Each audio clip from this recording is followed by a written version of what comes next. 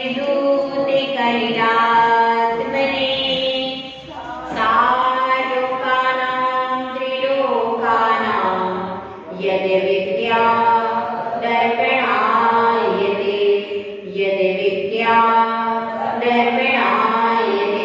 पंच परमेष्टि भगवान की 1000 श्री शांतिनाथ भगवान की, परम पूज्य आचार्य श्री आदि सागर महाराज की, आचार्य श्री महावीर कीर्ति महाराज की, आचार्य श्री विमल सागर महाराज की, आचार्य श्री तपस्वी सम्राट सन्मति सागर महाराज की, आचार्य गुरुवर सुंदर सागर महाराज की, अहिंसा में ईश्वर धर्म की, जिनवाणी माता की,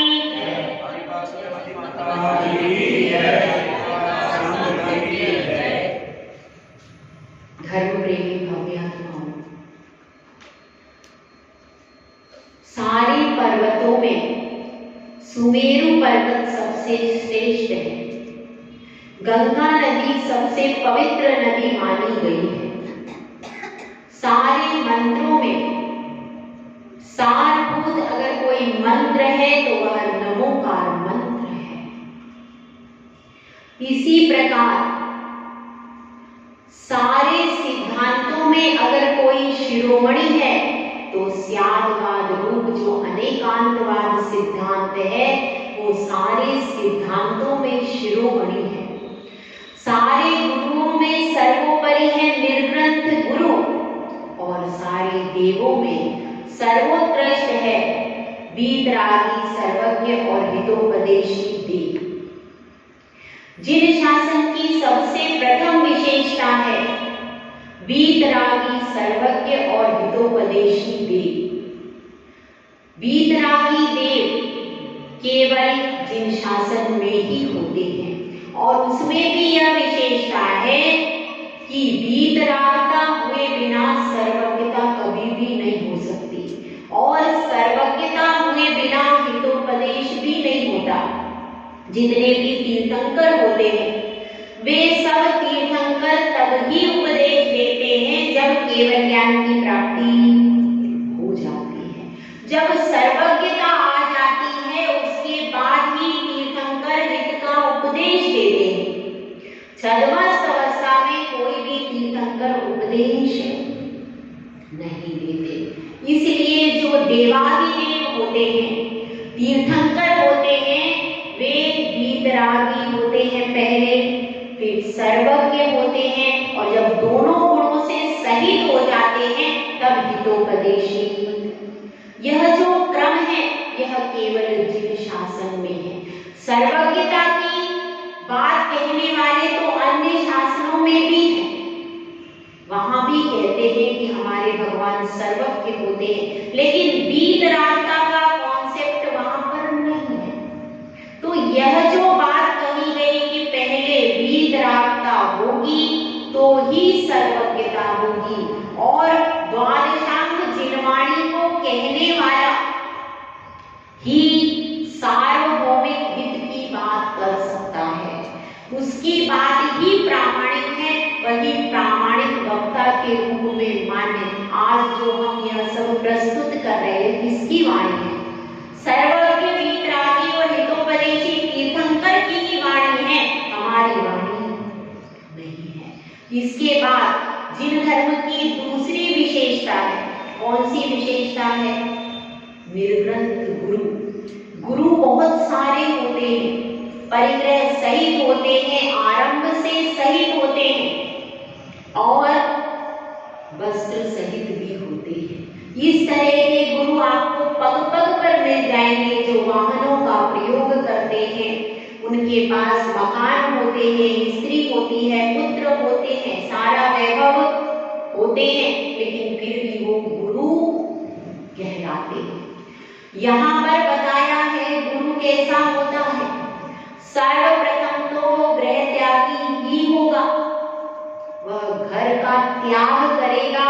उसके लिए प्रथम प्रायोरिटी तब वह गुरु बनने का पात्र बनेगा। कब? जब घर का त्याग करेगा।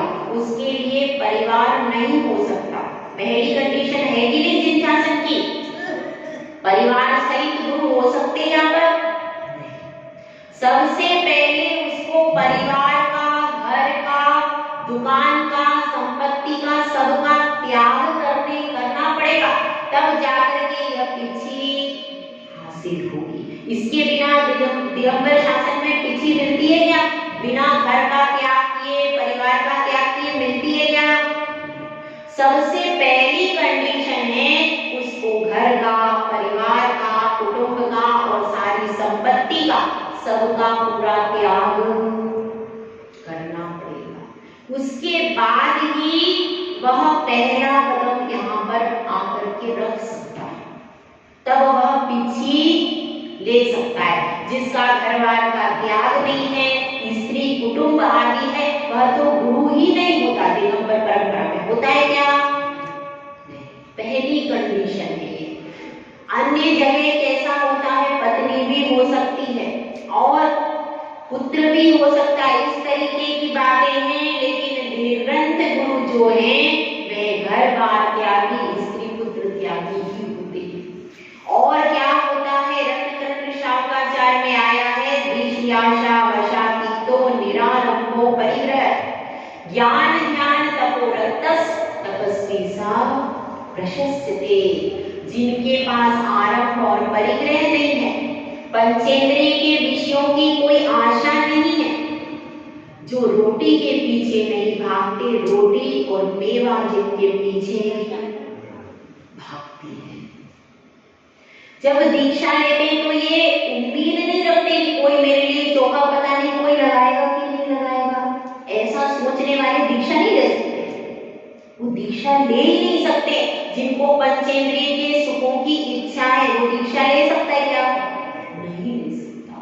पंचेंद्रिय के सुखों की सारी आशा, सारी उम्मीद तोड़ देते हैं और अपना राग केवल अपनी आत्मा से जोड़ देते हैं। तब वह कौन बनता है? तब वह जिन शासन में गुरु बनता है, जिसकी अपन बात कर रहे हैं। तो दूसरी विशेषता क्या है? निर्ग्रंथ गुरु। और उसके बाद जो कि अहिंसा आदि 5 सिद्धांतों को मूल में लेकर के चलते हैं निर्ग्रंथ गुरु, और उन्हीं सिद्धांतों के पारगामी हो गए, जिनको अब चलने की आवश्यकता नहीं है, ऐसे सिद्ध प्रभु, और जो आकाश में गमन कर रहे हैं ऐसे अद्भुत प्रभु, वे भी हमारे आराध्य हैं, क्योंकि वो प्रोसीजर में है। इसके बाद क्या है? जिनवाणी। जिनवाणी की विशेषता है। तीसरी वस्तु क्या है? वैसे तो सब धर्मों में अपना अपना शास्त्र है, सब में अपना अपना कोई ना कोई शास्त्र है ही। तो उन सारे शास्त्रों में हमारा जो जिन शासन के शास्त्र है वो श्रेष्ठ क्यों है? हमें कोई बता सकता है? जिनवाणी सबसे श्रेष्ठ क्यों है? क्या कारण है? कौन सी ऐसी चीज है जो सब में नहीं है, इसमें है? हमें बताइए।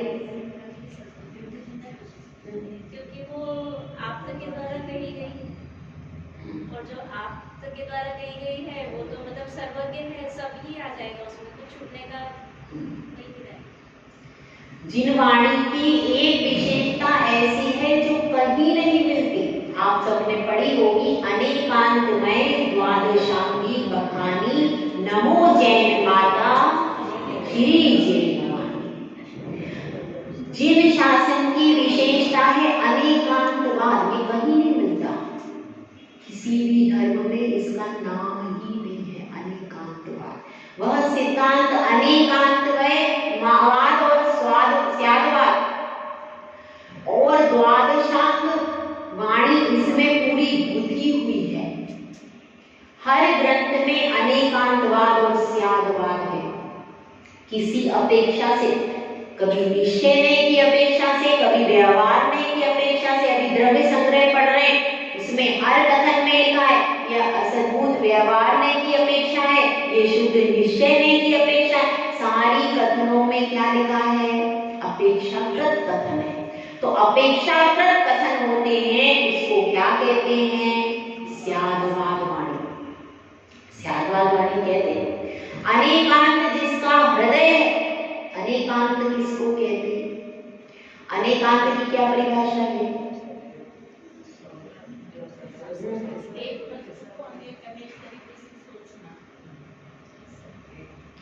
एक वस्तु में अनेक धर्मों की सिद्धि, उसको क्या कहते हैं?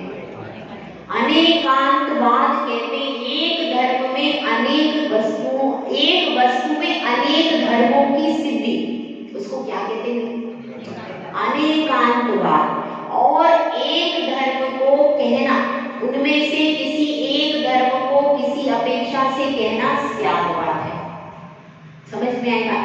दोनों ऐसा समझ लीजिए एक बहुत बड़ा सागर है और उस सागर में से एक नदी निकलती है, तो जो सागर हो गया वो हो गया अनेकांत, और जो नदी निकल रही है वह क्या हो गया?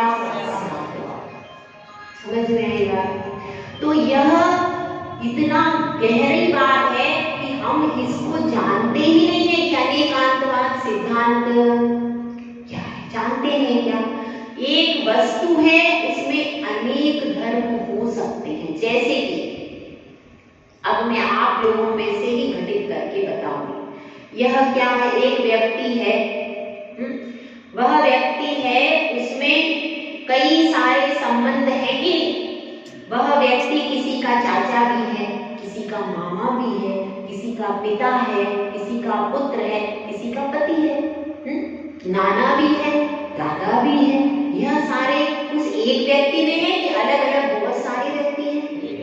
ये सारे रिश्ते एक में ही होते हैं, एक में ही होते हैं। तो अब वह कोई भतीजा उसको कह रहे चाचा जी यहाँ आइए, इतने में भांजा आ गया, उसने कहा मामा जी आप इधर आइए, इतने में उसकी श्रीमती आ गई, ए जी इधर आइए, उधर से पुत्री आ गई, पिताजी आप इधर आइए। तो क्या होगा? वो सबकी सुन रहा है कि नहीं?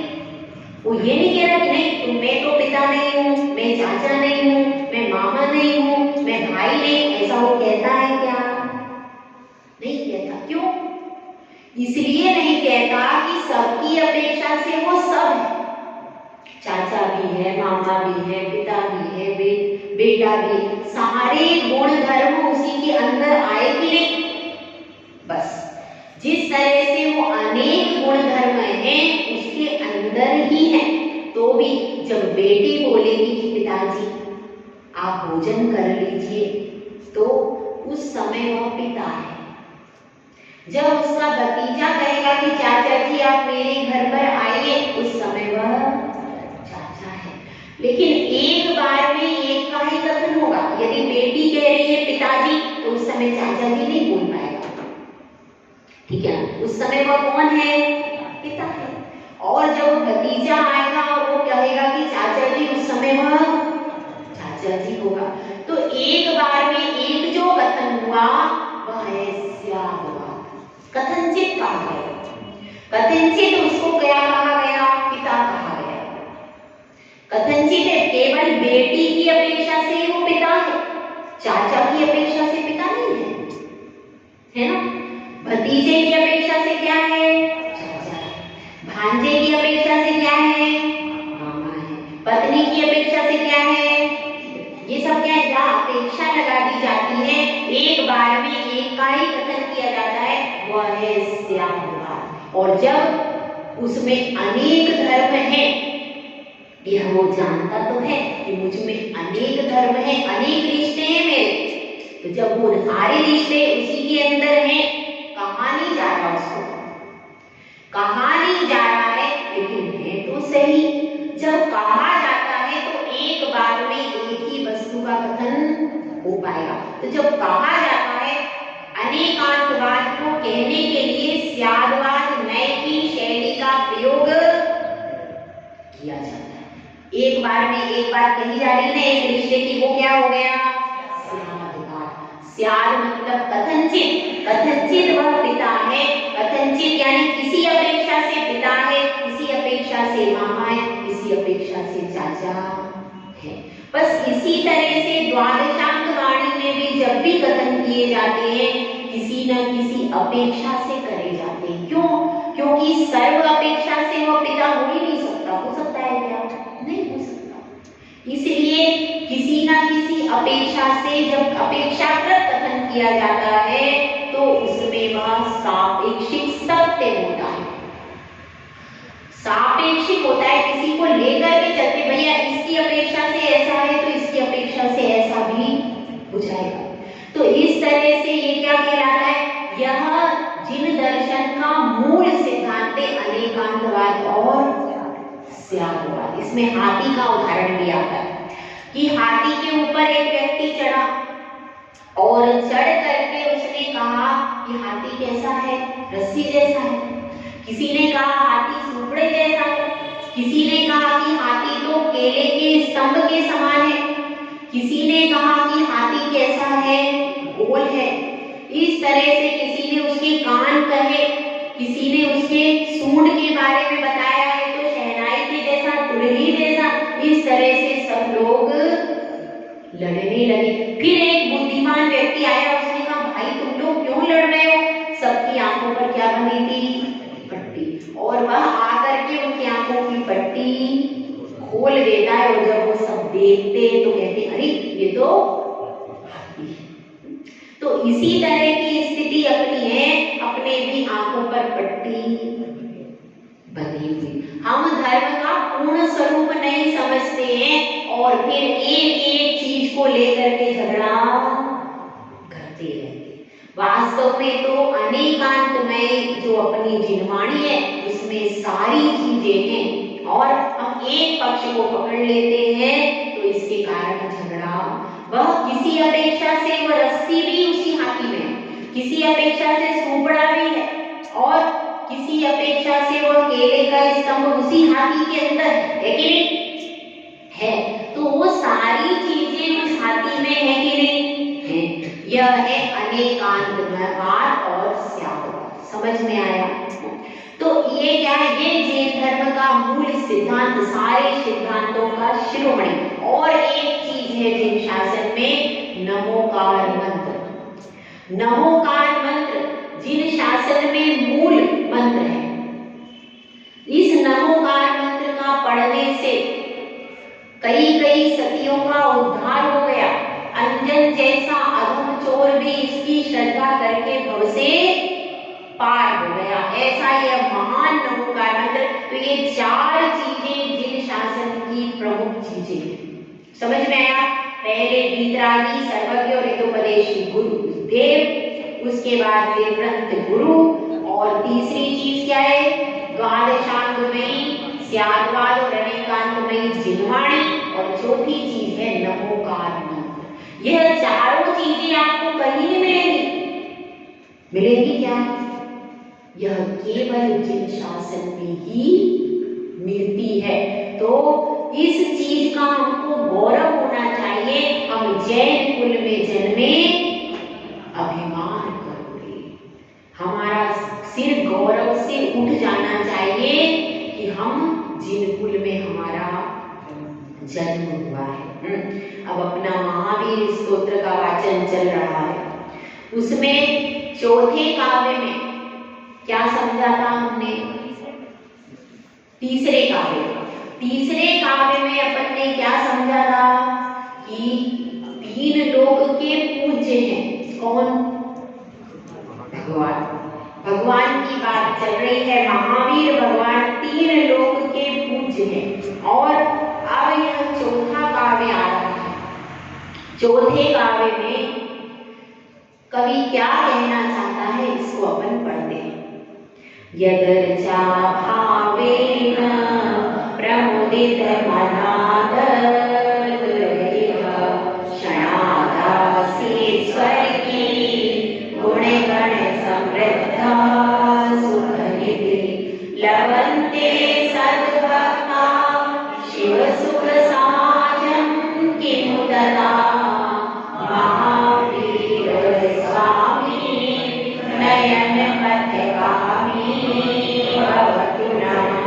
महावीर स्वामी नयन पथगामी भवतु नः। देखिए, यदर्चा भावेन प्रमुदित मना गर्दुर्यः, अपन ने पूज्यता पढ़ी थी तीसरे में। इसमें पूजा करने से क्या फल होता है? अगर कोई भगवान की पूजा करता है तो उससे फल क्या मिलता है। और इसमें महावीर भगवान की बात चल रही है। महावीर भगवान की भक्ति करने से किसको क्या फल मिला। उनकी भक्ति करने से चंदना तर गई, तरी की नहीं। चंदना का उद्धार हो गया उनकी भक्ति करने से। और उनकी भक्ति करने से वह श्रेणिक जो कि कहाँ जा रहा था, 7वें नरक में जा रहा था, वह श्रेणिक भी, उसकी भी आयु प्रथम नरक की 84,000 वर्ष की रह गई। और उसने तीर्थंकर प्रकृति का बंध कर लिया, शायद सम्यक दर्शन प्राप्त कर लिया। क्योंकि तीर्थंकर प्रकृति वाला ज्यादा से ज्यादा कितने भाव में मोक्ष जाता है। एक तो जिसमें तीर्थंकर प्रकृति का बंध करेगा, एक स्वर्ग का या नरक का भाव, और एक तीसरा भाव जिसमें तीर्थंकर प्रकृति का उदय आएगा। ऐसे 3 भाव में। और छायक सम्यक दृष्टि कितने भाव में मोक्ष जाता है। छायक सम्यक दृष्टि कितने भाव में मोक्ष जाता है, एक व्यक्ति कोई बताओ, उसी भाव से पक्का है? और बताओ एक इधर से कोई, उसी भाव में पक्का? हाँ बताइए, छायक सम्यक दृष्टि कितने भाव में जाता है? 7-8 भाव में मोक्ष जाता है। अच्छा, इधर से कोई बता रहा है? और देखिए, छायक सम्यक दृष्टि अधिक से अधिक 4 भाव कैसे जाता है। पहला भाव तो वह जिसमें उसने छायक सम्यक दर्शन प्राप्त किया, पहला भाव हो गया। उसके बाद कहाँ जाएगा, यदि स्वर्ग में गया है या नरक में गया, दोनों में से कोई गति उसकी हो सकती है। ये तो दूसरा भाव हो गया। उसके बाद फिर तीसरे भाव में भी वो मोक्ष चला जा सकता है। तीसरे भाव में मनुष्य पर्याय धारण करे और मोक्ष जाएगा। यदि उसने भोग भूमि के मनुष्य की या त्रियंच की आयु का बंध कर लिया, तो इसकी अपेक्षा से उसके भाव होते हैं 4। देखिए, यहाँ से उसने तीर्थंकर प्रकृति का बंध किया, कौन सी गति रही, मनुष्य गति। उसके बाद यहाँ से चय करके वो जाएगा भोग भूमि का मनुष्य या त्रियंच में, दूसरा भाव हो गया, ठीक है। अब यहाँ से चय करके वह जाएगा पहले दूसरे स्वर्ग में, क्योंकि छायक सम्यक दृष्टि है, वह भवनत्रिक में उत्पन्न नहीं होगा, इसीलिए कहाँ जाएगा, पहले दूसरे स्वर्ग में। वहीं तक क्यों जाएगा, क्योंकि वो भूमि का जीव दूसरे स्वर्ग से ऊपर नहीं जाता। फिर उसके बाद कितने हो गए, 2 हो गए। उसके बाद वहां से चय करके नीचे आएगा, और नीचे आएगा फिर वह मोक्ष, फिर कहाँ आएगा, एक ऊपर का भाव हो गया, वो भाव हो गया दूसरा, और जिसमें तीर्थंकर प्रकृति का बंध किया वो हो गया पहला। उसके बाद वो भूमि गया, ये हो गया दूसरा। तीसरे वो स्वर्ग में गया, ये हो गया तीसरा भाव। और फिर स्वर्ग से वापिस आया, कहाँ, वापिस आ गया कर्म भूमि में ही आएगा, स्वर्ग से वापिस कर्म भूमि में आएगा और उसी भाव से मोक्ष चला जाएगा। 4 भाव से ज्यादा छायक सम्यक दृष्टि संसार में नहीं रहता। तीर्थंकर प्रकृति का जिसने तीर्थंकर है जो, वह उसका कितना है, 3 भाव। और छायक सम्यक दृष्टि जिसने तीर्थंकर प्रकृति का बंध नहीं किया, उसकी अपेक्षा से बताए, जिसने छायक सम्यक दृष्टि ने अगर तीर्थंकर प्रकृति का बंध कर लिया तो वह तो 3 भाव से ऊपर नहीं जाएगा। क्यों, क्योंकि तीर्थंकर प्रकृति का तो नियम है 3 भाव से ज्यादा। इसलिए अगर किसी छायक सम्यक दृष्टि ने तीर्थंकर प्रकृति का बंध नहीं किया, उसकी अपेक्षा से 4 भाव जो इन्होंने बताया, तो 3 भाव किस अपेक्षा से है, जिस छायक सम्यक दृष्टि ने तीर्थंकर प्रकृति का बंध कर लिया, और जिसने तीर्थंकर प्रकृति का बंध नहीं किया तो भी वह छायक सम्यक दृष्टि है, तो भी अधिक से अधिक 4 भाव से ज्यादा संसार में नहीं रहेगा। तो इतना उस श्रेणी का उद्धार हो गया जो कि नरक में जा रहा था, 7वें नरक में जाता, 7वें नरक से निकल करके नियम से क्रूर त्रियंच बनता। उसके बाद उसकी गति कितना लंबा संसार होता, उस इतने लंबे संसार को कितना कर दिया, बिल्कुल कम कर दिया। किसने? भगवान की भक्ति ने। तो इस तरह से उनकी भक्ति से इतने जीव तो बने, उनकी पर्याय में उनके काल में करे, लेकिन यहाँ पर जो कवि कह रहा है वो किसी और की ही बात कर रहा है। अरे मनुष्य तो समझदार है, संगी है, अगर उसने अपना उद्धार किया तो क्या बड़ी बात है। बात तो तब है जो त्रियंच है, अज्ञानी जीव, यदि वो अपना कल्याण कर ले तो बड़ी बात है। तो यहाँ पर उसी की बात कही जा रही है, यदर्चा भावेना प्रमुदित मनादर दुर्गह, जिनकी भावना से, जिनकी भक्ति की भावना से प्रमुदित मना, प्रमुदित होकर के, दो चीजें होती है मन, एक होता है प्रमुदित और एक होता है प्रमादित है। क्या शब्द है दो? एक होता है प्रमुदित और एक क्या होता है? प्रमादित। प्रमुदित अवस्था कैसी है? प्रमुदित अवस्था ऐसी है कि आप उल्लास से भर के, प्रसन्नता से भर करके मंदिर में आ रहे हैं। कोई भी कार्य आप करो, यदि आप प्रसन्नता से करते हो तो आपको क्या मिलेगा? फल अच्छा मिलेगा और आपका स्वास्थ्य भी अच्छा रहेगा और आपको शुभ कार्यों में क्या रहेगा? उल्लास रहेगा। और आप प्रमाद भाव से करो, करना पड़ रहा है, पूजा में जाना पड़ता है, सास मानती नहीं है, बट बेटा कुछ कहता है, मजबूरी में प्रमाद भाव से, ठीक है नींद आई, क्या करें, जब लेते हैं।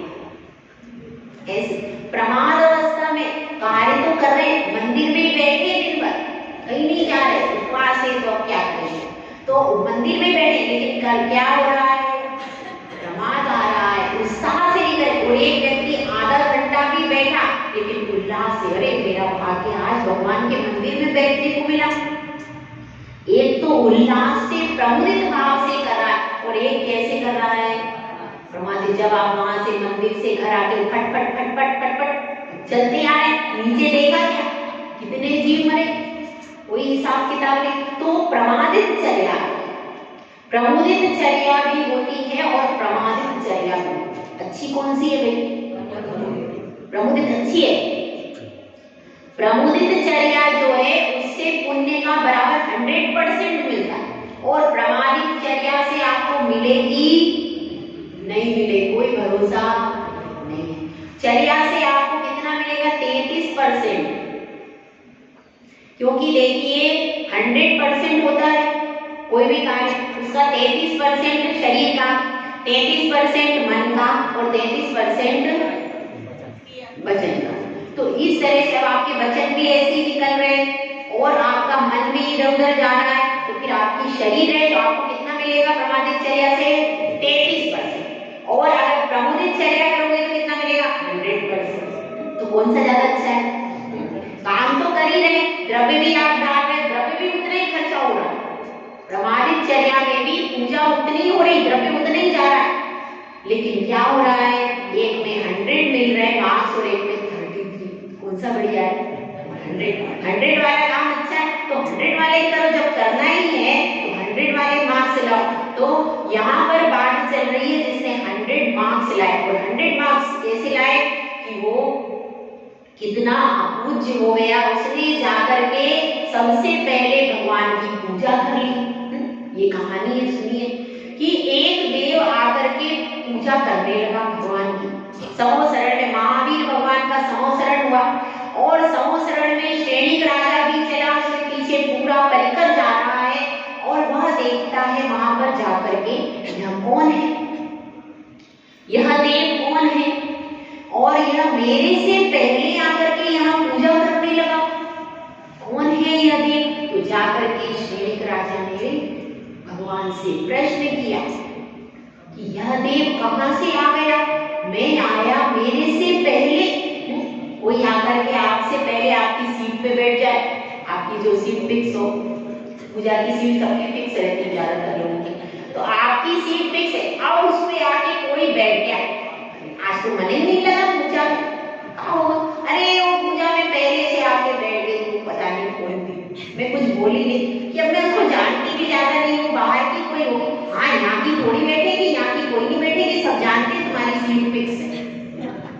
हाथी को बैठे, लेकिन अब वो बैठे तो क्या हो गया, तो फिर अपना उपयोग ही नहीं लगा। तो ऐसा होता है, तो सीट फिक्स होती है। तो इसी तरह से श्रेणिक राजा सोचता था मैं राजगृह का राजा श्रेणिक, मैं पूरे परिवार के साथ आ रहा हूँ, हाथी पे बैठ के आ रहा हूँ, तो ये पहले से कैसे पहुंच गया, तो उसने प्रश्न कर लिया। तो वहां से दिव्य ध्वनि निकलती है कि हे श्रेणिक राजा, यह तो तुम्हारे साथ ही आ रहा था, लेकिन तुम पीछे रह गए। कौन है यह तुम्हारी राजगृह नगरी में ही रहता है। अच्छा, मेरी नगरी में रहता है और मेरी नगरी का नागरिक तो सब पीछे पीछे आ रहे, ये आगे कैसे आ गया। ये बड़े आश्चर्य की बात है। सबसे आगे कौन चलता है, राजा, राजा के पीछे मंत्री, पूरा विधिवत चलता है, सेना चलती, सब कुछ। तो ये विधिवत इसने कैसे पहले इंटरफेयर कर दिया, पहले कैसे आ गया। तो उसमें दिव्य ध्वनि में आता है, हे राजन, जैसे तुम जा रहे थे हाथी पर बैठकर, और यह भी अपने बावड़ी से निकला था, मुख में क्या था, कमल की पंखुड़ी लेकर के, कमल लेकर के, मुख में पंखुड़ी भर लेकर के यह जा रहा था। कहाँ जा रहा था, मैं भी महावीर भगवान के दर्शन करूंगा, मैं समो शरण में जाऊंगा। मैं क्या करूं, तो केवल कमल की कली ले ली उसने, मुख में दबा ली उसकी डंडी कमल के फूल की, और उसको लेकर के मेढक धीरे धीरे जा रहा। उसके हाथ तो थे नहीं है कि वो पकड़ लेता, वो तो चारों पैर से चलना है उसको। तो क्या करता, तो मुख से उसने डंडी दबा ली, और उसका उतना ही पुरुषार्थ था। उसने कोई बहुत बड़े बड़े थाल नहीं, शेरी बहुत बड़े बड़े थाल में हीरे मोती जवाहरात लेके चला, लेकिन उसके पास तो कुछ था ही नहीं। लेकिन उसके भाव, उसकी सामर्थ्य पूरी गई। देखो, सामर्थ्य के ऊपर रहता। किसी व्यक्ति के पास में कितना है, 10 रुपए है, तो वह उसमें से 5 रुपए भी दे रहा है, तो बहुत बड़ी बात है। और किसी के पास 1000 लाख रुपए और उसमें से दे रहा है, तो फिर क्या बात है। उसके पास सामर्थ्य इतनी थी कि वो अपने मुख में एक ही फूल लगा करके चल सकता था।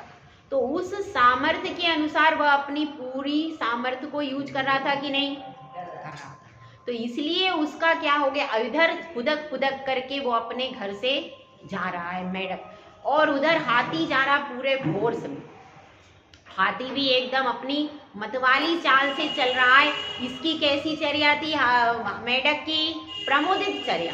ये अपने उल्लास में मगन था, हृदय में उसके महावीर भगवान का ध्यान चल रहा है। मैं मेढक में मैं जाकर के सबसे पहले भगवान को नमोस्तु करूं। सबकी इच्छा क्या हो रही थी, सबसे पहले हम पहुंच जाएं, और वह भी फुदक फुदक करके जा रहा था। इधर हाथी कैसा चल रहा था, प्रमादित चर्या से। हाथी कैसे चल रहा था, प्रमादित चर्या से, क्योंकि वह देख नहीं रहा था कौन नीचे है कौन पीछे है। वह तो प्रमुदित भाव में था मेढक, और हाथी किसमें था, प्रमादित चर्या से। तो क्या हुआ, प्रमादित चर्या के कारण मेढक आगे निकला और उछला वो, और इतने में हाथी ने देखा ही नहीं और पांव रख दिया। अब जब पांव रख दिया तो हाथी का पांव और मेढक कितना बड़ा होता है? मनुष्य के ऊपर भी पैर रख दे तो मनुष्य उसमें मरण को प्राप्त हो जाते हैं। तो इस मेढक तो बहुत छोटा था, इसलिए क्या हुआ कि वह मेढक मरण को प्राप्त हो गया। यही कहानी यहाँ पर बताई जा रही है कि यदर्चा भावेना प्रमुदित मना दरदुर, दरदुर यानी मेढक, दरदुर इह, इह यानी वह, इस लोक में, या इह मतलब यह, वह जो मेढक था वह जिस महावीर भगवान की भक्ति की भावना से प्रमुदित होता हुआ क्या हुआ, क्षणादासीत स्वर्गी, क्षण में ही आसीत, आसीत यानी हो गया, भूतकाल है इसमें। क्षणादा आसीत स्वर्गी, स्वर्गवासी हो गया, स्वर्ग में पहुंच गया। और गुणगण समृद्धा सुख निधि, गुण रूपी समूह से समृद्ध हो गया। और क्या हो गया, सुख निधि, सुख रूपी निधि का खजाना हो गया। क्योंकि आता है जो कि भावना से, भक्ति की भावना से भर जाते हैं, अष्टगुण दृष्टि तुष्टा दृष्टि विशिष्टा 8 गुणों से सहित हो जाते हैं। कौन? जो कि सम्यक दर्शन के धारी जीव होते हैं। तो यह मेढक भले ही सम्यक दृष्टि न रखा हो, लेकिन केवल पूजा की भावना से ही वह कैसा हो गया? सर्व रिद्धियों से संपन्न देव वहां जाकर के बन गया। कितना समय लगा? एक क्षण इधर उसका मरण हुआ, उधर जाकर के अंतर मुहूर्त में पूरा तैयार हो जाता है। और अंतर मुहूर्त के भी असंख्यात भेद, तुरंत जाकर के वहां देव बन गया। और देव अपना अवधि ज्ञान लगाता है, मैं यहाँ कैसे आया, मैं यहाँ कैसे आया? तो वह अपना अवधि ज्ञान लगा करके जान लेता है कि मैं कहाँ था, मैं तो वहां पर मेढक की पर्याय में था, मैं यहाँ कैसे आया? तो मैंने केवल भावना भाई थी, मुझे भगवान के समूह शरण में जाना है, मुझे भक्ति कर, मात्र भावना के बल से मैं यहाँ पहुंच गया। ओहो, अब तो मैं वहीं जाऊंगा जहाँ की भावना भाई थी। और वह तुरंत आकर के भगवान के पास आ जाता है और नमोस्तु करता है। और बहुत सारी पूजा की सामग्री लेके आता है, ऐसे नहीं आता। दिव्य मंदार सुंदर आदि कल्पवृक्षों की सामग्री लेकर के वो आता है, विशिष्ट सामग्री लेकर, और बहुत भक्ति भाव से पूजा करना प्रारंभ कर। जब तक श्रेणी खाता है तब तक तो उसकी पूजा प्रारंभ हो जाती है। और श्रेणी देखता है तो उसको कहते हैं दिव्यगनी में, देखो इसके मुकुट पर मेढक का चिन्ह है। इसका मतलब क्या है? पूर्व पर्याय में यह वही मेढक है जो तुम्हारी राजगृह नगरी में बावड़ी में था। तो यहाँ पर यही बात चल रही है कि हम सोचते हैं भावनाएं छोटी होती हैं, भावनाएं बहुत बड़ी होती हैं। वो भावनाएं इतनी बड़ी होती हैं कि उसके आगे द्रव्य का मूल्य छोटा हो जाता है। पर इसका मतलब ये नहीं कि द्रव्य कैसा भी चढ़ा लो, जितनी आपके पास शक्ति है उससे बढ़कर के द्रव्य चढ़ाना चाहिए, शक्ति से। और अगर आपके पास शक्ति बहुत सारी है, और चावल कौन से ला रहे? मंदिर के चावल अलग, और खाने के चावल बासमती, और मंदिर के चावल कौन से चलते हुए अलग चलते। मंदिर के चावल अलग रहते हैं, मंदिर के चावल अलग रहते हैं, और खाने वाले चावल अलग रहते हैं, और मेहमान वाले चावल अलग सब रहते हैं आपके पास है। मंदिर की साड़ी अलग, कौन सी? जो आउट ऑफ फैशन है, और पार्टी में जाने के लिए और शादी में जाने के लिए साड़ी अलग, बिल्कुल प्रेजेंट फैशन वाली। मंदिर का चेहरा अलग, बाजार का चेहरा अलग, और शादी का चेहरा अलग, कुछ अलग अलग। ऐसा होता है होता है ऐसा। मंदिर की हर चीज अलग रहती है, जो आउट ऑफ फैशन हो गई हो, पुरानी हो गई हो। अरे एक साड़ी खराब दिख रही है, हाँ ये मंदिर में गई। अरे मंदिर में तो इंद्राणी बन के आना चाहिए, उत्कृष्ट वस्तु धारण करके आना चाहिए। तो पुरानी आउटडेटेड खराब साड़ी, और उससे भी खराब साड़ी लेते हैं चौके में, अरे सब्जी गिर गई तो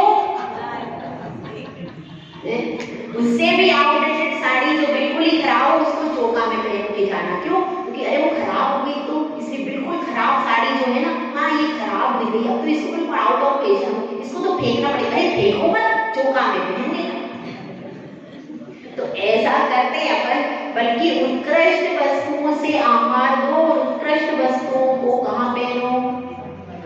मंदिर में पहनो। तो उससे क्या होगा? आपका धन धान्य समृद्धि और सुख बढ़ता चला जाएगा। तो अपनी बात चल रही है, लभन्ते सद्भक्ता, जो कि सद्भक्त होते हैं, सम्यक दृष्टि भक्त होते हैं, वे सुख रूपी, शिव सुख रूपी समाज को प्राप्त करते हैं, साम्राज्य को प्राप्त करते हैं। यदि वे कर लेते हैं तो किमु तथा, इसमें आश्चर्य की बात क्या है? महावीर स्वामी नयन पथगामी भवतु में। यह महावीर भगवान ने भी कई सारे जीवों को तारा, उसमें मेढक का भी उद्धार कर दिया। ये उनकी विशेषता है कि उनके काल में एक मेढक ने भी अपना उद्धार कर लिया, देव पर्याय को प्राप्त कर लिया। यह उसकी कथा है। तो इस कथा से हमको क्या शिक्षा मिलती है? मेढक बन जाना चाहिए, ये शिक्षा मिलती है। भावना के बल पर उसने, मेढक ने अपना उद्धार कर लिया। तो हमारे पास तो दोनों चीज है। हम तो द्रव्य से भी पूजा कर सकते हैं, भाव से भी कर सकते हैं। द्रव्य भी उत्तम लाइए और भाव भी उत्तम लाइए, लेकिन फिर भी ऐसे द्रव्य को चेहरे पर मत लगाइए जिसमें जीवों की हिंसा होती है। अगर आप मंदिर में जाते हैं, गुरु के पास में आते हैं, तो ऐसी कॉस्मेटिक्स का यूज ना करें जिनमें हिंसा। मंदिर में भी जब प्रोग्राम होते हैं तो फिर लोग तरह तरह से तैयार होके आते हैं, उनका यूज नहीं करना चाहिए। आपके पास जो 16 श्रृंगार है वो तो आपने छोड़ दिए। बिंदी अपन ने छोड़ दी, चूड़ी अपन ने छोड़ दी, और ये ब्यूटी पार्लर अपन ने स्वीकार कर लिया। क्या स्वीकार किया? 16 श्रृंगार जो स्त्री के होते थे, मांग करना, बिंदी लगाना, कान में पहनना, ये सारे जो जेवर होते थे वो सब तो अपन ने त्याग कर दिए। और क्या अपना लिया? Beauty parlour. जो अपना सौंदर्य था, जो हमारी शक्ति थी, जिससे हमारी रक्षा होती थी, ऐसी रेड लाइट तो अपन ने छोड़ दी। फिर अपनी रक्षा कैसे होगी? हमारे शील की रक्षा के लिए रेड लाइट होती है। वो रेड लाइट जैसे ही देख लेता था सामने वाला, वो भग जाता था पीछे। पर अब हमारे पास रेड लाइट नहीं, ना तो बिंदी है, ना हमारी मांग भरी है, तो हम कैसे पहचाने जाएंगे? तो ये सब हमारा सौंदर्य है, हमारा शील है, एक सुहागिन स्त्री का असली गहना है। तो उस गहने को हमें स्वीकार करना चाहिए, ब्यूटी पार्लर को नहीं करना चाहिए। अपन सब इस चीज को समझें कि पूजा करने के लिए हमारे पास द्रव्य उत्तम हो, हमारा शरीर शुद्ध हो, और सुहागिन स्त्री है तो कम से कम अपने सुहाग के चिन्ह पहन करके मंदिर में, अपने सुहाग के चिन्ह होते हैं उन कम से कम मूल सुहाग, कितने चिन्ह सुहाग के? कम से कम 4 चिन्ह सुहाग के होते हैं। पहला है मांग भरी होना, दूसरा चिन्ह है बिंदी, छोटी नहीं, कम से कम इतनी बड़ी हो कि वो दूर से दिख जाए, बिंदी, रेड कलर की बिंदी। तीसरी चीज क्या है? तीसरी चीज है मंगलसूत्र। क्या है? मंगलसूत्र। चौथी चीज क्या है? लाल चूड़ियां हाथों में। और 5वीं चीज है बिछिया। ये 5 कम से कम सौभाग्य के चिन्ह होते हैं, इनको जरूर धारण करना चाहिए। कांच की चूड़ियां होती हैं हाथों में, और क्या होती है? पैरों में बिछिया होती है। ये 5 सुहागिन के चिन्ह होते हैं। इनको देख करके पता चल जाता है दूर से ही, भैया वो सुहागिन स्त्री आ रही, और सिर पे होता है पल्ला, है सूट और जीन्स सुहागिन स्त्री नहीं बताई भारतीय संस्कार में। यह हमारी सुहागिन स्त्री के कम से कम 5 चिन्ह होते हैं। उन्हीं से स्त्री का शील है, उसी से सौंदर्य है, और उसी से पति भी उसके ऊपर आसक्त रहता है, समर्पित रहता है। जो स्त्री 5 चिन्हों से सुशोभित रहती है, उसका पति भी उसका अनुगामी होता है। तो इसलिए जो हमारे आगम में बताया है, जो सतियों ने धारण किया, उस श्रृंगार को आप कीजिए। जो कि पाश्चात्य सभ्यता का श्रृंगार है, वह शरीर के सौंदर्य और स्वास्थ्य को नुकसान देने वाला है, और आपकी रक्षा नहीं करने वाला, दुर्दशा करने वाला है। तो उस सब का त्याग करके हम सब पूजा और पूज्य और पूजा के फल को प्राप्त करें। जय बोलवाच्य सुंदर सागर महाराज की जय।